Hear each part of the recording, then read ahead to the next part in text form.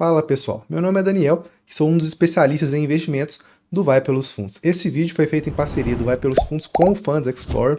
E se você gosta desse tipo de conteúdo, quero te convidar a se inscrever nos dois canais, tanto no Funds Explorer quanto no Vai Pelos Fundos. Agora sim, vamos para o vídeo. Tem um exemplo que você usou em alguma live, mas já faz um tempinho.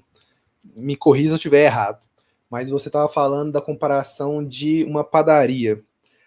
Tinha um imóvel da padaria e tinha padaria. Eu usei inclusive esse exemplo faz pouco tempo, que eu gostei muito, que é basicamente assim, né? Tem um imóvel lá, que é um imóvel bem localizado, interessante, em uma cidade legal, beleza. E tem a empresa padaria. Né? A padaria ela pode crescer, pode ter franquia, pode explodir e virar uma VEC. É basicamente isso. O local, ele é um local bem localizado. E é isso. Ele é mais, ou seja, ele é mais resiliente, provavelmente. Essa empresa ela pode ou ir a zero, entrar em RJ e falência, ou ela pode explodir e virar uma franquia. Então, é aquela comparação que a gente estava falando no início da live, né? Por exemplo, entre banana e maçã de tesouro direto e fundos imobiliários, a mesma coisa com as ações, a mesma coisa com dólar. Cada ativo tem um papel específico na carteira, mas eu vou até além, viu, Paro? Porque quando a gente olha na média, o investidor na média ele volta para a média, senão a média não seria a média. Assim, se todo mundo batesse a média mudaria, né? Isso, a matemática da coisa não funcionaria. E na média o IFIX, que é para quem está começando agora, né? Tem muita gente iniciante aí que está falando nos comentários, entre aspas, a média da rentabilidade dos mais líquidos, né? Dos fundos imobiliários mais líquidos, ele tem uma rentabilidade muito interessante, batendo no Ibov, seria, entre aspas, as médias das ações, né? Então, essa comparação realmente de ações e fundos imobiliários, primeiro que é banana com maçã, e segundo que muitas das vezes o IFIX, ele dá uma lavada no Ibov. Ele se emparelha com o IDIV, né, que são as ações boas pagadoras de dividendos, até mesmo porque, entre aspas, parece, né, que pagam dividendos, que a gente chama de payout alto, né, paga bastante ali do caixa. Então, eu acho que essa comparação não faz muito sentido, e ainda assim, se a gente comparasse, não é uma competição, mas se fosse, a gente ganharia muitas das vezes, sabe? Olha lá, Humberto, por isso que eu falei, se o Humberto me mandar um e-mail e eu passar meu telefone para ele, eu vou passar com o maior prazer e vou dar a maior atenção do mundo, pode ter certeza, ele está com erros de premissas, olha lá, as cotas não valorizam como imóveis. Vamos só voltar aqui, ó, o pessoal falou da VEG, fundada em 1961, então, comparar a VEG de 1961 com o XPMOL de 2018, não dá, né? Entendeu? Não dá por N motivos, né? Pela essência, né?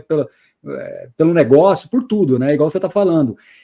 Hora nenhuma você vai encontrar um vídeo meu sério falando o seguinte, pessoal, vocês não deveriam investir em ações, vocês não deveriam investir em ETF no exterior, só invista em fundo imobiliário que é a melhor coisa. Hora nenhuma. Agora, eu como especialista em fundo imobiliário, eu me proponho a produzir um conteúdo de qualidade sobre o fundo imobiliário. Então, quando você vem falar, mas fundo imobiliário, a ação é melhor, é a mesma coisa de você vir no cardiologista para reclamar do seu ortopedista. Não tem sentido, né? Não tem sentido. Você tem que ir no cardiologista, e no ortopedista e no oftalmologista, né? Então, é isso.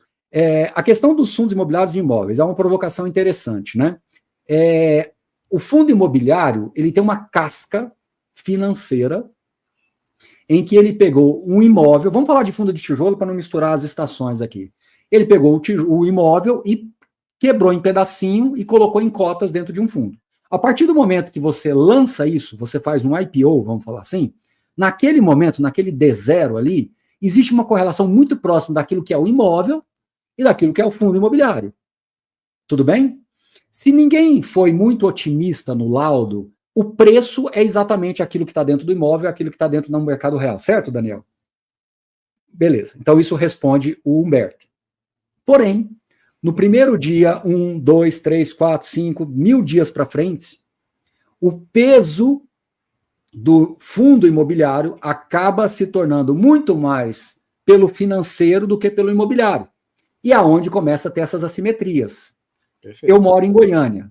Se eu for 2 bairros para frente, 2 bairros para trás, e ver os preços dos imóveis, da pandemia para cá, eles aumentaram no mínimo 50%. No mínimo. Tá? Só que o fundo imobiliário caiu, sei lá, 20%. Estou dando um exemplo. Mas por que isso acontece? Então seria melhor ter comprado o apartamento aqui. São 2 mundos diferentes. Primeiro que para você comprar um apartamento aqui, você tem que despender muito capital de uma vez, ou você vai fazer um financiamento. Aí já é outra conta. Eu não estou falando para você morar, tá? Estou falando como investimento. Quando você faz via fundo imobiliário, ele te permite você fazer compras graduais. Então, você não comprou um fundo a 110 só, você vai comprar ele a 110, a 105, a 92, a 80, a 105 de novo, e por aí vai. E você está compondo renda, pegando aquele capital e reinvestindo. É isso que é a lógica? Porque se não for essa a lógica, aí não tem lógica mesmo de você estar investindo, percebe? Então, a comparação, ela só vale para o IPO. Depois do primeiro dia, ela já não vale mais. E como o fundo imobiliário, ele tem muita correlação com a taxa de juros, justamente por esse comportamento da pessoa física, ele se desmembra cada vez mais. Isso nós chamamos de assimetria, isso nós chamamos de desarbitragem. Uma vez eu fiz uma frase, e ela era uma frase de efeito, mas que tinha um fundo de verdade. Eu disse o seguinte: os fundos imobiliários é um mercado mais desarbitrado do mundo. É claro que eu fui retórico, é claro que eu exagerei, mas tem um fundo de verdade. O mercado desarbitrado diz o quê? Eu tenho um portfólio de um monte de galpão logístico de qualidade na maioria, locado, pronto, dentro da cidade, negociando abaixo do que seria para fazer ele de novo, com yield de 11, líquido de imposto de renda. Aí eu vou e compro um apartamento aqui do lado de casa para receber um yield de 6 e pago financiado. Isso chama-se desarbitragem. A lógica me diria que eu teria que vender esse apartamento aqui para comprar a cota do fundo imobiliário, mas as pessoas fazem ao contrário, entendeu? Elas saem do fundo imobiliário e vão direcionar o capital para outro lugar, entendeu? Então, esta assimetria, essa desarbitragem, para alguns é oportunidade e para outros é uma certeza de que o fundo imobiliário não é bom. Aí nós voltamos no começo do nosso bate-papo. É nessas horas que o mercado é depurado. Então, o que está acontecendo agora é exatamente o que deveria acontecer. Você não ia ter uma depuração se nesse momento o fundo imobiliário estivesse negociando, sei lá, com ágio de 20%. Sim. Você não ia estar depurando o mercado, você ia estar trazendo um monte de gente errada para o fundo. Como foi 2018 e 2019, principalmente 2019. Você trouxe um monte de gente errada. Aí, quando veio a pandemia, muita gente quis investir porque a Selic foi para 2, aí veio mais um monte de gente errada ainda. Aí agora nós estamos pagando o preço de ter trazido um monte de gente errada em 2019 e 2020. É isso. É isso que aconteceu. Só que qual que é esse preço? Esse preço é até justamente ver críticas meio equivocadas, informações sendo colocadas de maneira não dentro de um racional completo, mas tudo bem. O nosso trabalho insiste justamente em pegar com a educação, por exemplo, o Humberto, estou falando de verdade.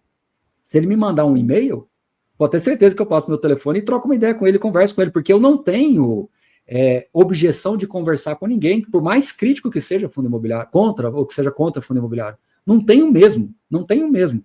Porque eu acho que é esse processo de educação que amadurece as pessoas, seja para tomar uma decisão de realmente sair, mas é que pelo menos você saia pelo motivo certo, ou que você continue investindo com convicção do que você está fazendo. Entendeu? Então é tão simples quanto isso, entendeu? Perfeito. E é muito interessante, uma coisa que eu tinha esquecido, comecei a falar do IFIX, eu esqueci de falar, que é o índice de retorno total, né? Então, que nem você estava falando, né, Barone? Assim, o pessoal olha a cota e não olha o rendimento. Gente, assim, é um índice de retorno total. Então, considera-se que você está reinvestindo ali aquele rendimento para considerar a própria rentabilidade, né? O pessoal está falando assim, né? A cota está caindo, mas o rendimento está entrando, você está fazendo o quê? Eu estou comprando tesouro direto. Quando é que você vai ver o retorno total de tudo isso? Nunca, né? Nunca, porque ele está pegando o dinheiro, desmembrando e comprando outra coisa. Aí depois vai falar mal, né? Depois fala mal. Entendeu? Então, assim, nunca ele vai ver o retorno.